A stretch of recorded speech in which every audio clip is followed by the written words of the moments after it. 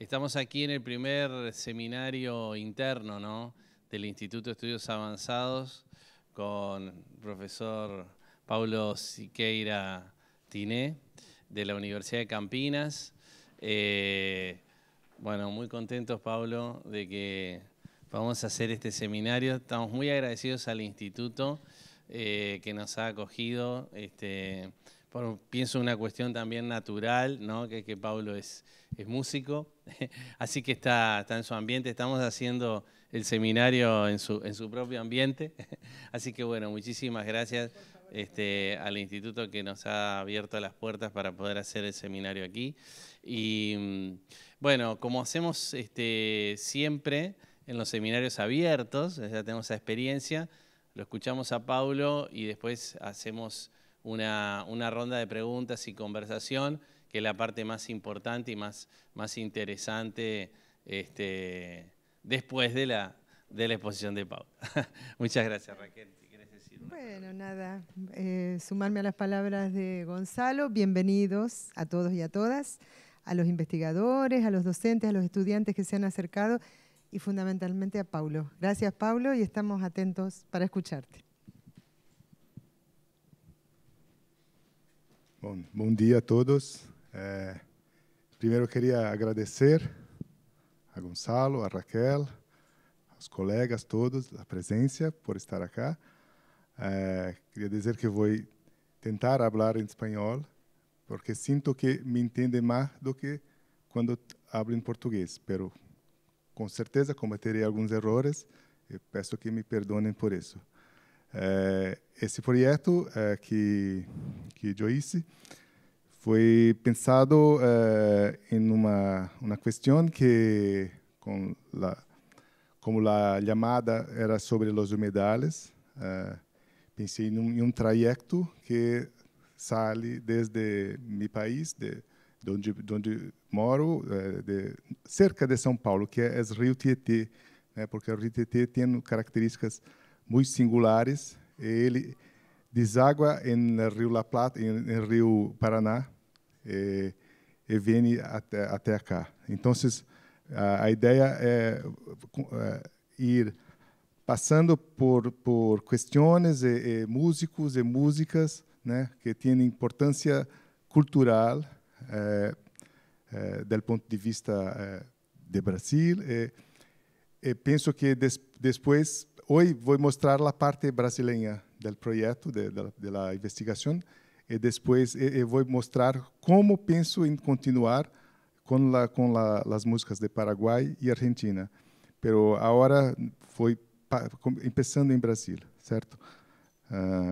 Aqui há mapa que se pode ver pouco, está lejos, pero se vê acá o Rio Tietê, que nasce antes de São Paulo, em verdade, né? E que se vai ao Paraná, e depois desce, passa por Foz do Iguaçu e vem na parte que todos vocês conhecem mais do que eu, certo? Então,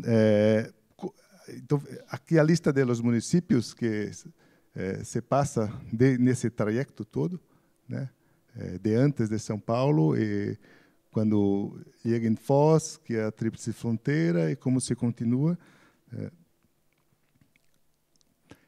Então, a questão que se discute, primeiramente, é a questão simbólica, ou seja, o valor do que se investiga cá é algo que se pensa como sendo parte da sociedade e como os valores simbólicos da natureza, dos rios, das águas, estão presentes em las músicas, em los gêneros musicais, pelo qual esse caminho se hace, certo? Então, como que eu pretendo enfrentar essa problemática, essa questão, né? Com diálogos transculturais, que são um teórico que é físico, que é o Basarab Nicolescu, que esse é manifesto há 20 anos, né? Sobre uma outra perspectiva que não é exatamente a interdisciplinaridade, porque com a geografia, né? Com a teoria literária e principalmente, claro, com as musicologias, que hoje há a nova musicologia, a etnomusicologia e a ecomusicologia, que são subgrupos da musicologia que, com alguns autores, penso em entrar nessas questões, né?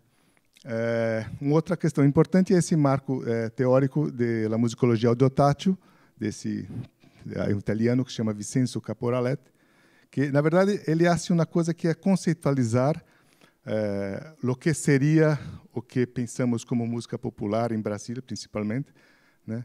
Porque pensa como a questão das músicas que estão gravadas, né? que não necessariamente passam por a escritura musical, né?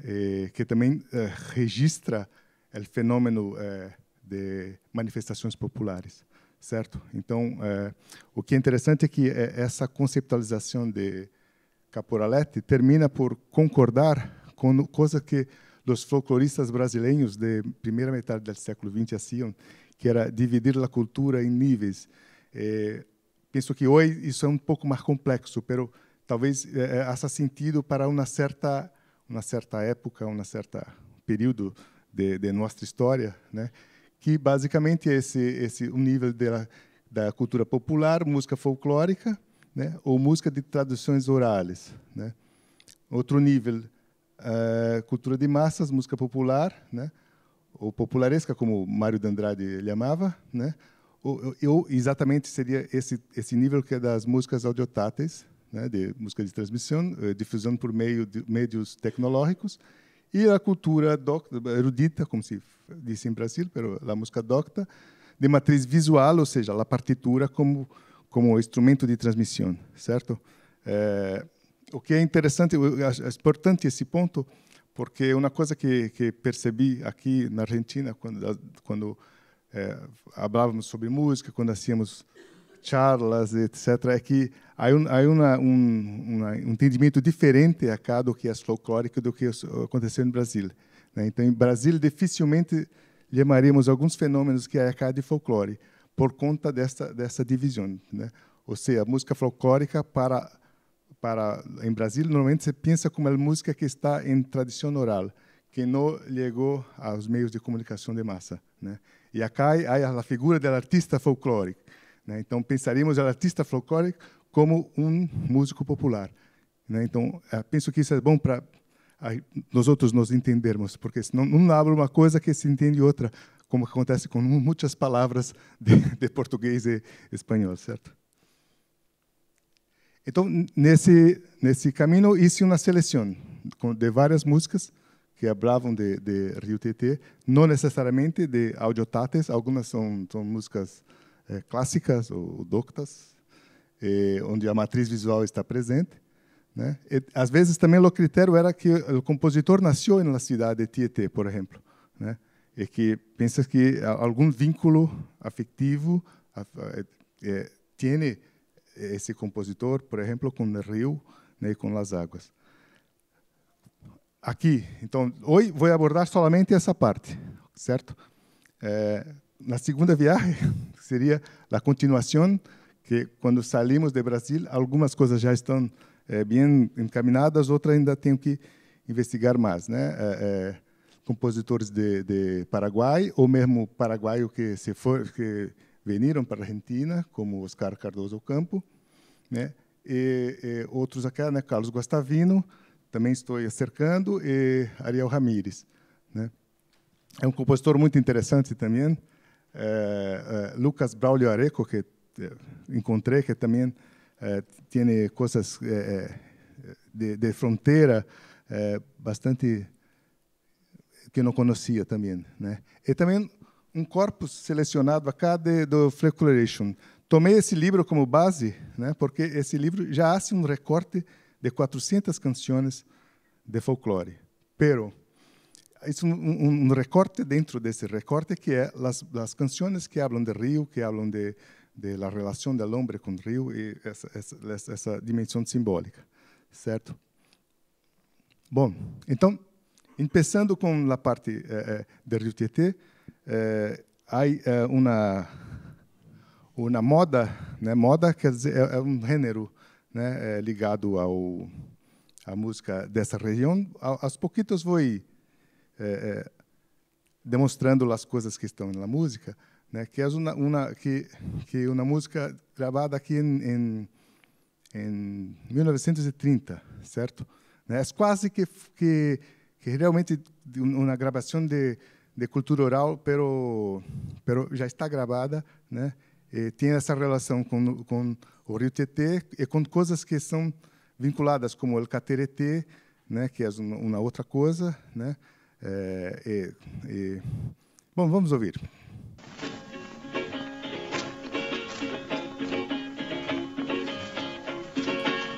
Fui chamado numa festa no Rio Tietê, chamaram com grande empenho, eu já sei porquê. Não é minha intimação nem pra engrandecer, pra mim me desempenhar num cateretê até amanhecer.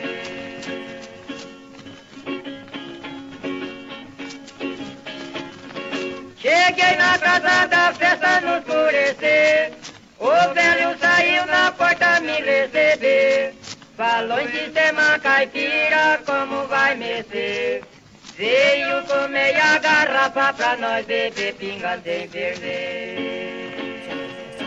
É só um pequeno trecho. Não vamos poder ouvir tudo, né?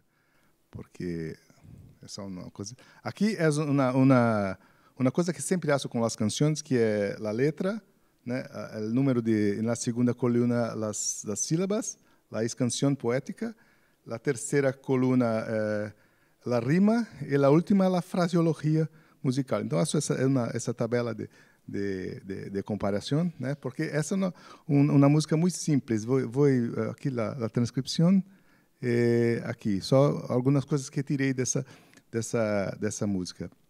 Não mencionar o Cateretê, também conhecido como catira, né? Gênero vinculado aos bandeirantes, que eram os paulistas que entraram no século XVI. Por quê? Porque o Rio Tietê foi o caminho pelo qual os portugueses foram alargando o território brasileiro, né? E nesse caminho, onde faziam coisas horríveis também, com os índios, os aborígenes, o Brasil foi sendo explorado, certo? Então, tem essa relação. Então, há uma simplicidade, né? Fraseológica e poética, ou seja, porque só está a primeira versão da letra? Porque todas as outras vão estar sobre o mesmo regime de fraseologia e se repetem sempre igual, só cambiando a letra. Essa alusão à moda de viola, né? Já esse instrumento que está acompanhando os cantadores é a viola, né? Essa característica de cantando em sextas ou terças, né? O intervalo musical, que é muito próprio desse tipo de música, né? E mais na frente, na letra, se hace alusão à cidade de Pirassununga, que é uma cidade em São Paulo que o significado é pez ruidoso, né? Que é um fenômeno, né? Do desove todos os anos, um pouco parecido com o fenômeno do salmão, né? Salmão se diz, né? Que corre contra a corrente para desovar, né? Então, é uma coisa muito parecida. Se ouvia muito alto o sonido de los peces, né? Quando faziam essa então por isso a cidade se chama pez ruidoso, né? E ele é fluente. Isso acontecia nesse rio Mogi Guaçu, que é exatamente um que forma o Rio Grande, que forma o Paraná, certo? Então vamos seguindo, certo? Aí esse ponto também é interessante, que é a cidade de Pirapora de Bom Jesus, que é um pouco depois de São Paulo, penso que uns 70 quilômetros, algo, não é muito lejos, né? E aí uma outra canção também importante, né? Que é essa canção Romaria, né? Que foi gravada em 77, porque Romaria é algo que se hace, bom, é o mesmo em espanhol, né? Se nessa cidade há uma peregrinação muito conhecida, que hace todos os anos. Vamos ouvir um pouco.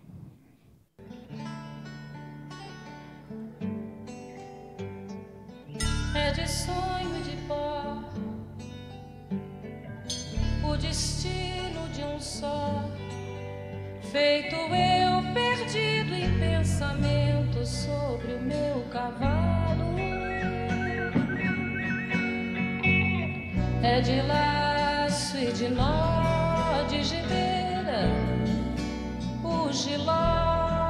quando se lembra essa assim. vida comprida a sol.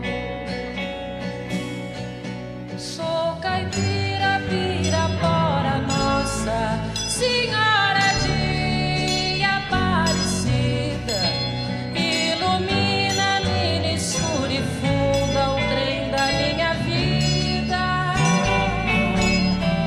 Sou caipira, Pirapora, Nossa Senhora de Aparecida, ilumina, mina escura e funda o trem da minha vida.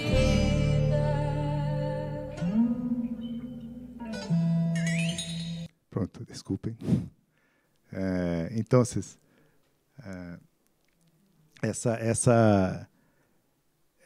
algumas considerações. A primeira, que é um pouco mais técnica, mas vou ir para a próxima. A construção de um personagem sobre a peregrinação, né?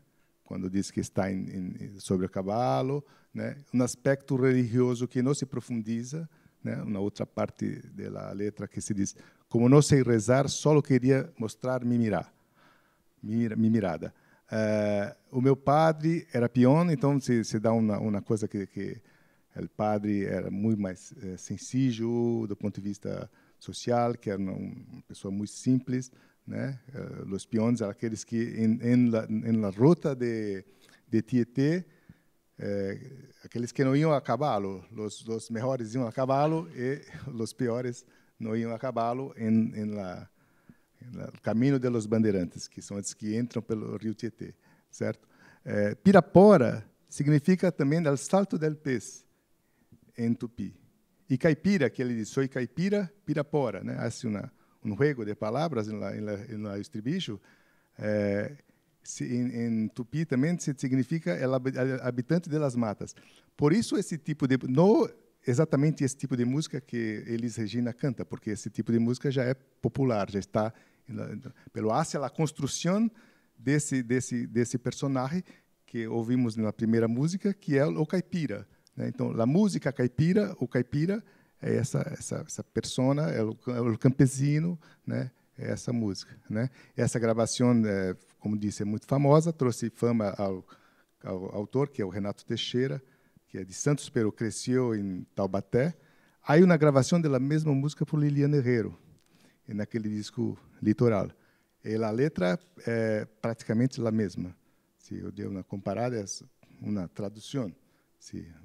E a perspectiva auditátil também se ouve quando aí os sinos da igreja que se põem na gravação, sonidos de natureza, né, coisas que estão presentes, né, nessa gravação, certo?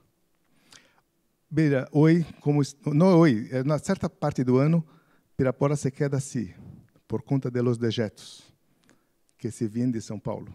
Sim.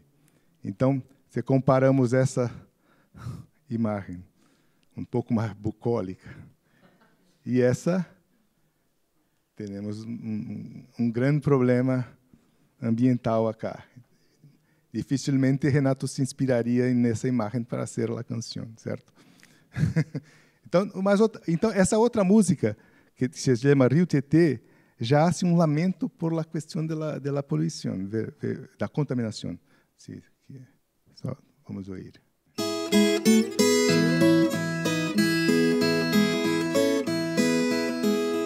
Com a viola também. Rio Tietê, o povo do Brasil já te conhece. Ouça mais uma vez a nossa prece, não deixe mais ninguém te poluir. Rio Tietê, o povo do Brasil já te conhece. Ouça mais uma vez a nossa prece, não deixe mais ninguém te poluir. Eu venho lá de trás daquela serra, na pontinha do mapa é minha terra. Eu e minha viola essa viola que muito tem me acompanhado, sabe que o peito tem guardado tanta oração que eu te fiz. Quem sabe agora esse Deus me reconhece, vai aqui mais uma prece pra você viver feliz. Rio Tietê, Rio Tietê,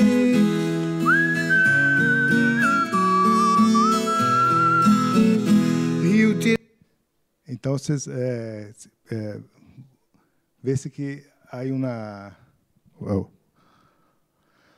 mescla de religiosidade com lamento por la contaminação na letra e na própria música, né? Tem um rasgo melódico desse final, né? Quando ele subia, esse ascendente, né? Um pouquinho para os músicos, perdone, lá do, né? Lá do, né? Não.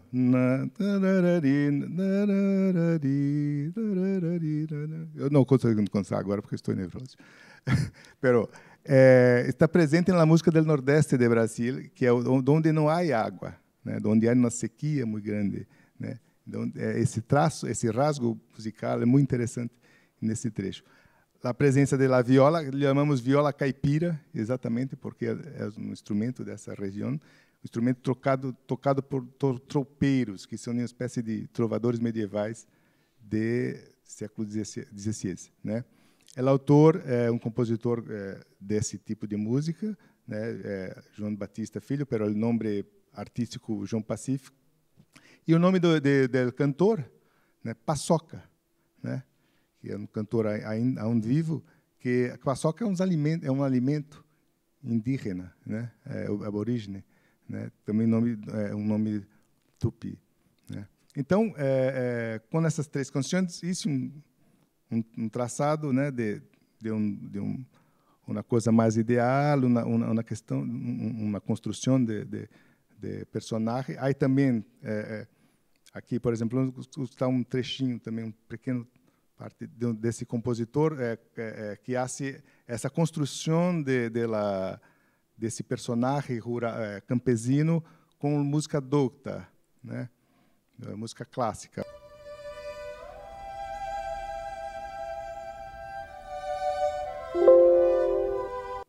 Perdão. Aqui ele como um caipira.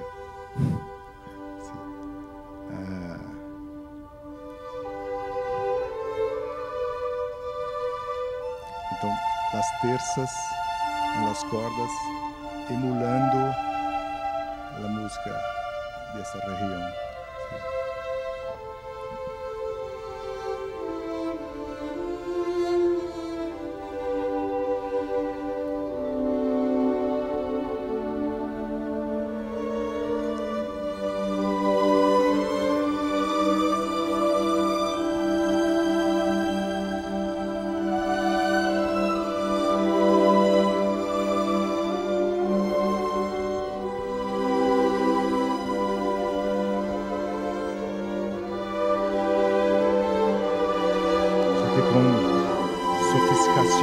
Contrapontísticas,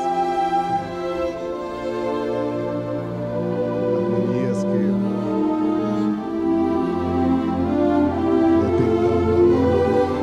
não nos hacen na música caipira. Sim? Então, um compositor muito importante do Brasil, né? Num caráter mais docto, de Tietê, né? De estética nacionalista, ligada a Mário de Andrade, que comentei, né? Uso de folclore para a elaboração de uma música culta. Esse era o princípio estético desse acervo musical do princípio do século XX em Brasil. A construção de uma paisagem sonora, né, também é um conceito que quero profundizar na investigação, né?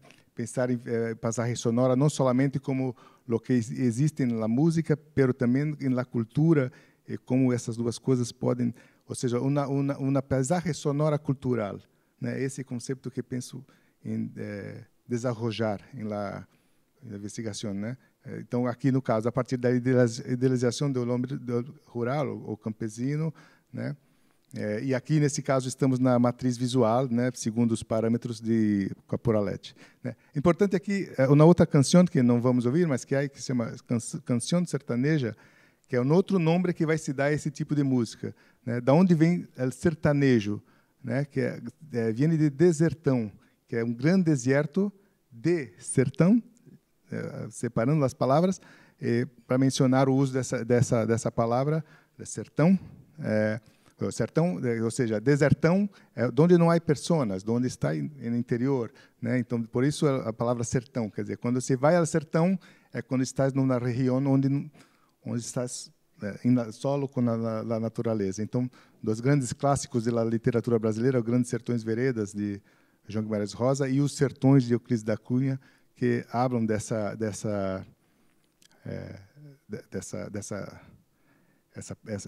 palavra, faz uso dessa palavra, né?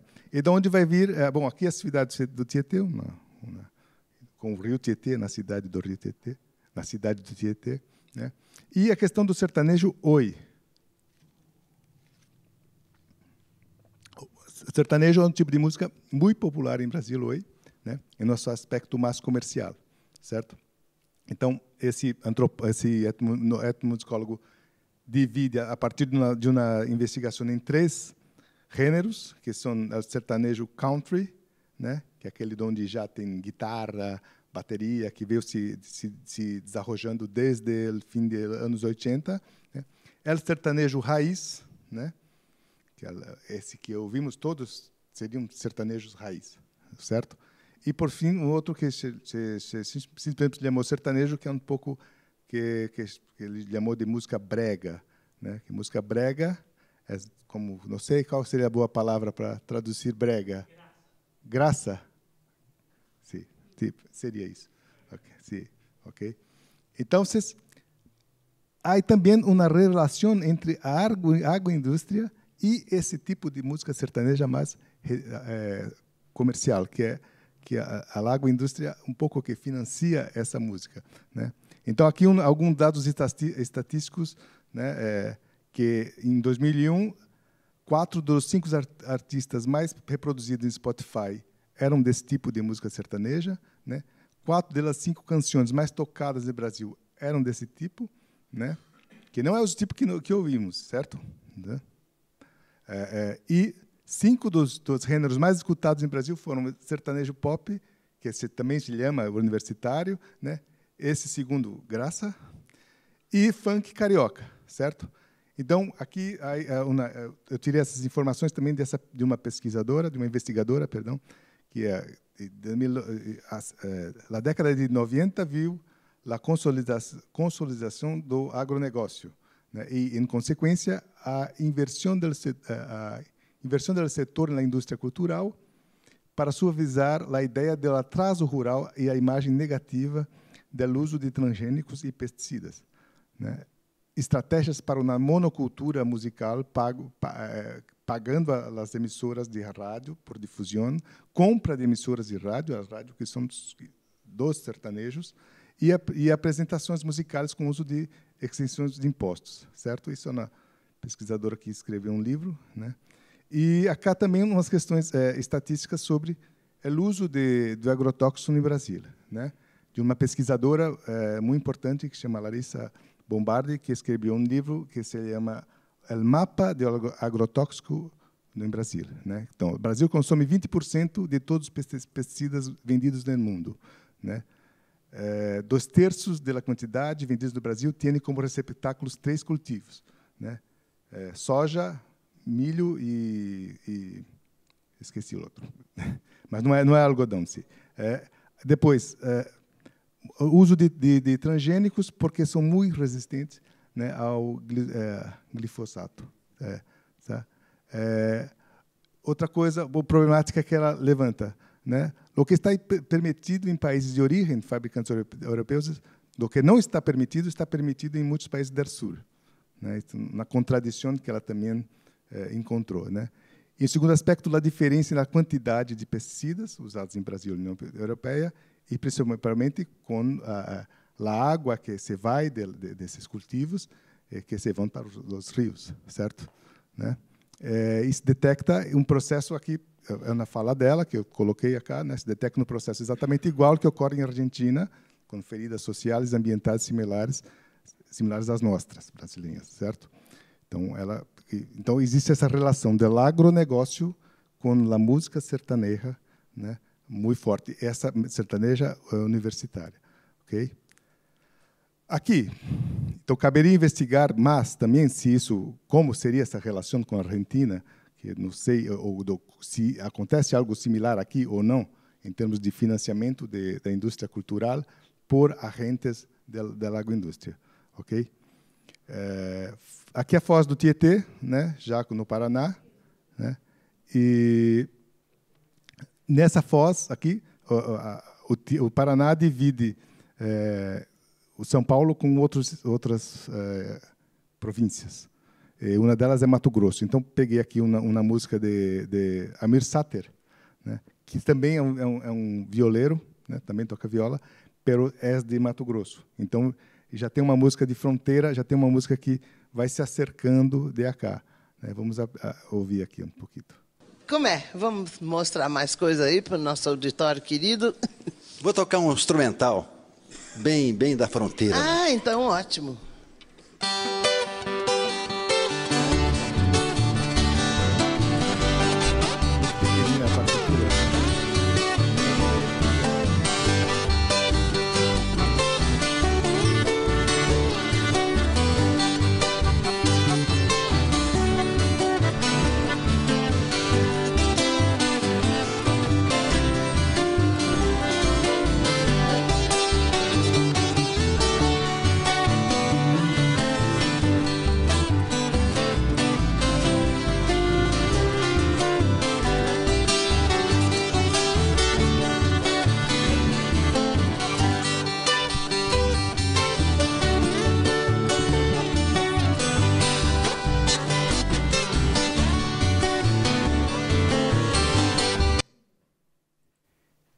Então, algumas características aqui. A música se chama Chamamé Rio Abaixo, né? Então, há um jogo de palavras, porque rio abaixo também quer dizer um tipo específico de afinação da viola. Sim. Então, um chamamé, ele usa a viola afinado com que está aqui a afinação sol, ré, si, ré. Sempre são instrumentos de 10 cordas, né? E a afinação mais tradicional se chama um cebolão, né? Si, mi sustenido, si, mi, ou lá, ré, fá sustenido, lá, ré, né? Então, um duplo sentido com a palavra, com a questão do rio e com a questão da afinação, né? Então, se observa cá também o uso de acordeão e bajo, que não tinham nas outras gravações. A guitarra já estava presente em alguns duetos de viola de viola de Renato de Andrade, que é um violista muito importante, né? Então, artista de Mato Grosso, identificado com a região do Pantanal, né? Dentro da classificação que vimos, né? Está mais nessa da sertanejo raiz, né? Embora ele tenha feito muito sucesso nos médios brasileiros por conta de uma telenovela nos anos 90, que se chamava Pantanal, ficou muito conhecido, né? Ele, onde foi ator, ficou mais conhecido depois disso, Almir Sater, certo? Né? Bueno, aqui umas coisas sobre chamamé, pero que penso que a questão mais históricas do gênero, né? Que depois está bem cá, né? Então comecei a pensar na continuação da investigação, né? A trabalhar com a ideia de paralelos culturais, né? Que seriam coisas que vemos semelhantes, né? Ou parecidas entre Brasil e Argentina. Por exemplo, Carlos Vega, né? E Mário de Andrade, né? Porque ambos estão dentro de um paradigma, né? Pelo que pude ver, né? Não conhecia tanto Carlos Vega, e estando acá estou aproveitando a oportunidade, né? Para conhecer mais. Estão dentro de uma égide, não sei se usa essa palavra, né? da questão do folclorismo, né? Quer dizer, na primeira metade do século XX, a ideia de folclore como ciência era muito forte, e a ideia de buscar essas manifestações que eles chamavam folclore na época, né? Era muito, tem coisas muito parecidas entre os dois. Claro que me parece que a mirada de Carlos Vega é um pouco mais musicológica, porque há classificações em melodias de 3 notas, 5 notas, 7 notas, enquanto a mirada de Mar de Andrade é mais cultural. Sim, há transcrições, pero não entra tanto em questões técnico-musicais, vamos dizer assim, né? Mas enfim, parece que os dois tinham também muitas habilidades, não somente musicais, etc., né? Um paralelo que eu hice também entre Atahualpa Yupanqui e Luiz Gonzaga, exatamente por a questão de que ambos têm algo muito parecido, porque hacen uma coisa de muita significação em termos da música, da significação da música para os pueblos, pero também com diferenças, né? Porque enquanto Atahualpa sempre se vestia elegantemente, Luiz Gonzaga se vestia em traje típico do Nordeste brasileiro, né? Então, pero há algo que se passa na mesma época. Mirem as datas, como são cercas de idade, né? Camargo Guarnieri, que é o compositor del Tietê, que coloquei um trecho de música docta, né? Penso muito cerca do que Carlos Guastavino, né? Preciso conhecer mais, me aprofundizar, mas penso que é um paralelo também interessante, e na questão da matriz visual, ou seja, compositores que escrevem a música, né?